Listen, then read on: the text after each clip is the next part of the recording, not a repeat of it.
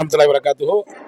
நம்முடைய பள்ளியில் நடக்கக்கூடிய மதரசா மாணவ மாணவிகளுடைய கண்காட்சியை பார்த்து துவா செய்வதற்காக வேண்டி நமது டி நகர் பகுதியினுடைய ஜாமியா மஸ்ஜிதினுடைய தலைமை இமாம், மிகச்சிறந்த குரல் வளத்துக்கு சொந்தக்காரர், நாங்களெல்லாம் அன்போடும் துவாவோடும் அவர்களை சுதேசி இமாம் என்றே அழைப்போம். அவர்கள் வந்திருக்கிறாங்க. மாஷா அல்லாஹ், அவர்களுடைய துவாவையும் அவர்களுடைய மேலான கருத்துக்களையும் இது விஷயத்திலே நாம் கேட்டுக்கொள்வோம். அஸ்ஸலாமு அலைக்கும் ஹஸரத். சொல்லுங்கள். அஸ்ஸலாமு வரஹ்மத்துல்லாஹி வபரகாத்துஹு.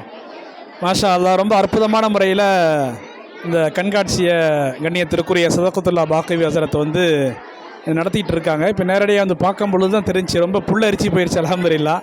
அதாவது சொர்க்கத்தை பற்றி நரகத்தை பற்றி அந்த குழந்தைங்களை அதை உருவாக்கி சொர்க்கம்டா என்ன நரகம்டா என்னண்டு 7ஆம் கிளாஸ் பிள்ளைங்க அழகாக வளர்க்குறாங்க. அதே மாதிரி இன்னொரு பக்கம் பார்த்தீங்கன்னு சொன்னாக்க, அந்த ஹஜ்ஜிக்கே போகாத 7ஆம் கிளாஸ் பிள்ளை ஹஜ்ஜுடைய விஷயத்தை, அவ்வளோ விஷயத்தை, ஃபர்தான எல்லா விஷயங்களையுமே அழகான முறையில் நமக்கு அந்த ஃபோட்டோமான முறையில் விளக்குனாங்க. இப்படி பல்வேறு வகையான விஷயங்கள், குர்ஆன் ஓதுனா, குர்ஆன் ஹாஃபிதானவங்களுக்கு நாளைக்கு மறுமையில் அவங்களுடைய பெற்றோர்களுக்கு கிரீடம் அணிவிக்கப்படும் அப்படிங்கிறது அழகான முறையில் பெரிய ஸ்டெப் அப்படியே நான் படியாக செஞ்சு அதுக்கு மேலே கிரீடத்தை வச்சு ரொம்ப அழகான முறையில் காட்டுங்க தம்பி, அதை காட்டுங்க. அந்த இடத்துல அந்த கிரீடத்தை வச்சு பாருங்கள்.